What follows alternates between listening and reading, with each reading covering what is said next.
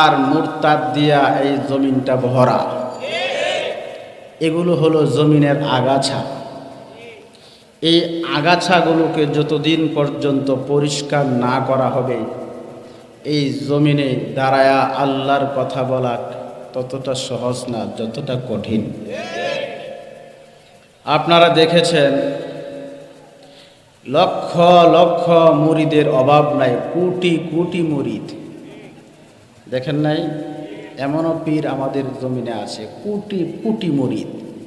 কিন্তু শুধু এতটুকু বলেছে যে আল্লাহর জমিনে আল্লাহর দিন প্রতিষ্ঠা করার জন্য আমি নির্বাচনে নামলাম। ভালোভাবে নির্বাচনের মাঠ থেকে ফিরতে পেরেছেন নাকি মায়ের খেয়েছেন?